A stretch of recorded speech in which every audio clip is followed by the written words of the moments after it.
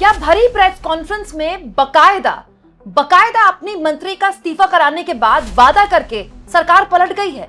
आखिर कॉकरोच जनता पार्टी ने कैसे एक बार फिर से सरकार को वार्निंग दी है, चेताया है कि आप अपने वादे से पलटे तो गंभीर नतीजे भुगतने होंगे, और कैसे अब धर्मेंद्र प्रधान के इस्तीफे के बाद एक आम जनमानस के साथ साथ पॉलिटिकल पार्टी यानी कि राजनीतिक दलों में भी चर्चा गंभीर तरीके से शुरू हो गई है कि प्रधान का तो काम हो गया, अब बारी नितिन गडकरी की है। दोस्तों, दो अलग अलग खबरें आपके सामने में लेकर आई हूं, दोनों ही एक मंत्री के रेजिग्नेशन हो जाने की और एक के करवाए जाने को लेकर है, इसीलिए एक साथ दिखा रही हूं। इस वक्त की बड़ी खबर मैं आपको दिखा चुकी हूं। दोस्तों, देश के अलग अलग हिस्सों से ऐसी कई खबरें आ रही हैं कि कई जगह छात्र जो इस पूरे मामले में छात्र आंदोलन का हिस्सा थे, अलग अलग राज्यों में प्रदर्शन कर रहे थे, उन पर एफआईआर ठोकी जा रही है। बिहार को लेकर एक खबर आई थी, वो मैं आपको दिखा भी चुकी हूँ। दोस्तों, इस पूरे मुद्दे को लेकर सीजेपी पर आरोप लग रहे थे, कॉकरोच जनता पार्टी पर, कि बोल क्यों नहीं रहे हैं।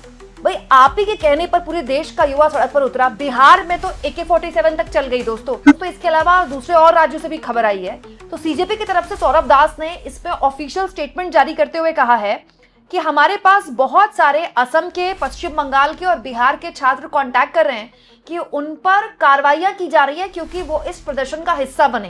दोस्तों, यहां पर सीजेपी की तरफ से कहा गया है कि कॉकरोच जनता पार्टी ने इस प्रदर्शन को खत्म किया क्योंकि भारत सरकार ने हमें भरोसा दिया था।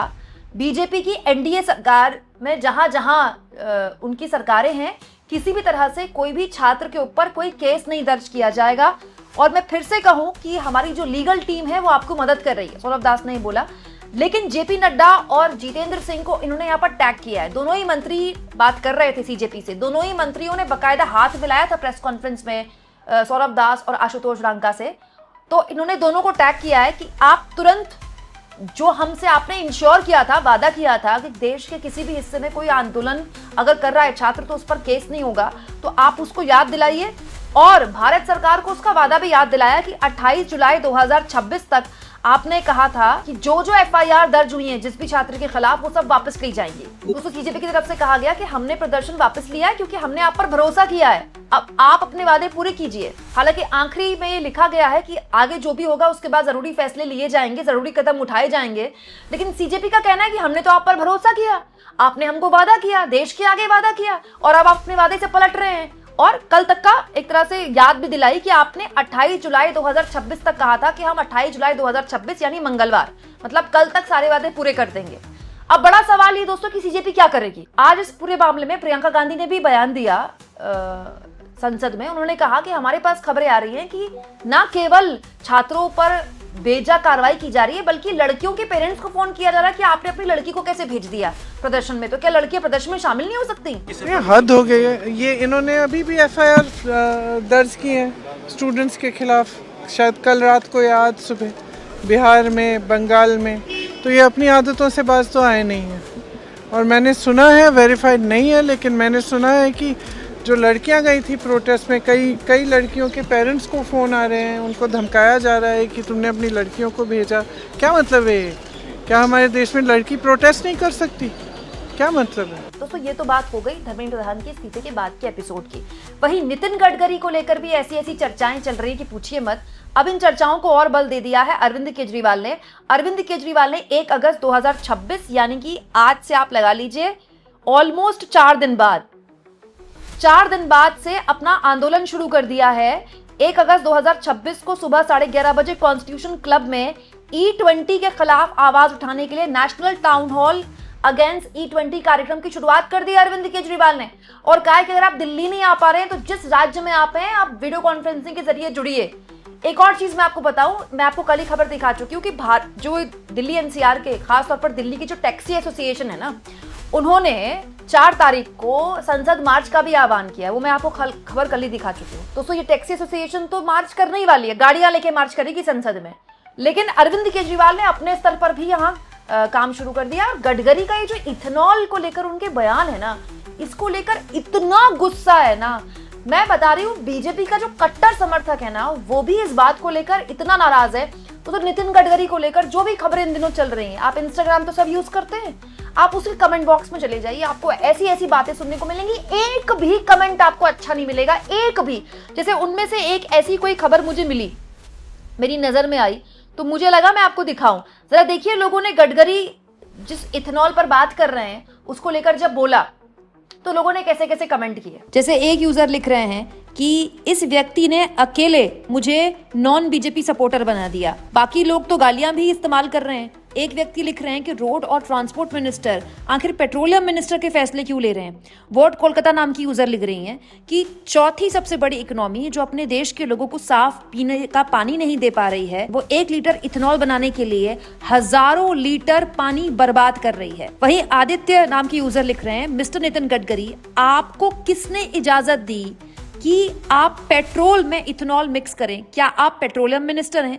अगर इथेनॉल वाला फ्यूल इंट्रोड्यूस किया जाना था तो उसके लिए न केवल सेपरेट पेट्रोल पंप होते, बल्कि उसकी लाइन अलग बनाई जाती, जिसकी जो मर्जी है वो अपने हिसाब से पेट्रोल खरीदता। एक यूजर लिखते हैं, नेक्स्ट रेजिग्नेशन मिस्टर एथेनॉल। एक यूजर लिखते हैं, बीजेपी प्लान कर रही कि पूरे के पूरे सिस्टम को बर्बाद कर दिया जाए ताकि कोई भी अपोजिशन बाद में उसको ठीक भी न कर पाए। एक यूजर पता नहीं क्यों लिख रहे हैं, बेस्ट पापा अवार्ड। एक यूजर लिखते हैं, हम सभी को गाड़ियां खरीदनी ही बंद कर देनी चाहिए ताकि ये पूरी लॉबी को आराम मिल जाए। एक यूजर लिखते हैं, मेरी R3 बाइक का क्या होगा? और तो और दोस्तों, कॉकरोच जनता पार्टी की देखा देखिए एक नई पार्टी का भी जन्म हो गया है, उसका नाम है E20 जनता पार्टी। कॉकरोच जनता पार्टी की अपार सफलता के बाद मार्केट में आ चुकी है E20 जनता पार्टी। E20 जनता पार्टी देश भर के E20 पीड़ित लोगों को लामबंद कर रही है। इंस्टाग्राम में भी मौजूदगी आ गई है इसकी। देखिए कितने इसके व्यूज हो चुके हैं और कितने लाख इसके सब्सक्राइबर्स हो चुके हैं, फॉलोवर हो चुके हैं। ये एक ऐसी चीज है दोस्तों जिसमें ग्रसित सब है, लेकिन है क्या? जो बाइक और गाड़ी चला रहा है मोस्टली वो आदमी जिसको अपना दफ्तर देखना है, हफ्ते के 5 दिन 6 दिन जो दफ्तर जाता है वो प्रदर्शन कैसे करेगा? उसके लिए कौन जोमेटो स्विगी करेगा जंतर मंतर में? लेकिन इसका मतलब ये नहीं है कि वो प्रोटेस्ट में नहीं बैठ पा रहा, उसके पास टाइम नहीं है तो प्रोटेस्ट हो ही नहीं सकता। ये राजनीतिक तौर पर भी बड़ा मुद्दा है और इससे सीधे हर आदमी प्रभावित है। यहाँ मैं आपको याद दिला दूं दोस्तों, तहसीन पूनावाला जो कि कांग्रेस पार्टी समर्थक है, उनकी तरफ से अलग एक आंदोलन चल रहा है। वो तो कई दिनों से आंदोलन चला रहे हैं। उन्होंने भी एक डेट दी है दोस्तों, 31 जुलाई को डेट दी गई है। मतलब आप सोचिए, फ्राइडे सैटरडे संडे लगातार ये जो मतलब ये इस हफ्ते के आखिरी के दिन है, तब से ये E20 को लेकर जो आंदोलन है वो देश भर में शुरू हो जाएगा। उन्होंने ये गाड़ी मार्च, गांधी मार्च की डेट दी है, ठीक है, और इसमें वो देश भर के और दिल्ली NCR के जो E20 से परेशान लोग हैं उनको जुटा रहे हैं। अरविंद केजरीवाल अपने लेवल पर संघर्ष कर रहे हैं। टैक्सी एसोसिएशन कह रही है हम तो संसद मार्च करेंगे। और ये एक ऐसा सेंटीमेंट है ना जिसको लेकर एक्चुअली में बहुत ज्यादा गुस्सा है। तो अभी तो लोहा गर्म है, इस सरकार को हथौड़ों को अपने आप से दूर रखना चाहिए। सरकार के लिए बिल्कुल ये जो E20 वाला मामला है ना, अभी तक उस लेवल पर पॉलिटिसाइज नहीं हो पाया ये जैसा ये होना चाहिए था। मुझे नहीं ये बात समझ में आ रही कि इस मामले को कांग्रेस पार्टी क्यों नहीं उठा रही है। जिस तरह से अरविंद केजरीवाल इसको लेकर कई प्रेस कॉन्फ्रेंस कर चुके हैं, आई डोंट नो, ये इतना इंपॉर्टेंट मामला है जिससे हर आदमी ग्रसित है। दोस्तों, कोई अपनी सैलरी के पैसे से बाइक खरीद रहा है, गाड़ी खरीद रहा है, आपने किससे पूछ के उसकी गाड़ी का माइलेज कम कर दिया? और आप पूरे पैसे ले रहे हो पेट्रोल के और दे आप मिलावटी पेट्रोल ले रहे हो, और उसके बाद ये भी कह रहे हो कि मतलब सवाल पूछने पर आप कह रहे हो कि आपके मनानी पर केस कर दिया जाएगा। ये तो मतलब ऐसी बात हो गई जिसका कोई और छोर ही नहीं है। तो कुल जमा बात यह है कि अभी अभी जो प्रदर्शन खत्म करवाया है सरकार ने, उसको लेकर जो वादे किए थे वो अभी तक पूरे नहीं हुए हैं और सीजेपी कह रही है आप वादा पूरा कीजिए। वहीं दूसरी ओर नितिन गडकरी के खिलाफ खुलेआम मोर्चा शुरू हो चुका है। आपको क्या लगता है दोस्तों, अभी जुम्मा हफ्ता भी नहीं हुआ है जब सरकार ने इतना भीषण प्रोटेस्ट देश भर में हाथ जोड़ के अपने एक मंत्री की बलि लेकर उससे पिंड छुटाया है, क्या एक और प्रदर्शन, एक और विरोध ये सरकार झेल पाने की स्थिति में है? कमेंट बॉक्स में लिख के बताइएगा।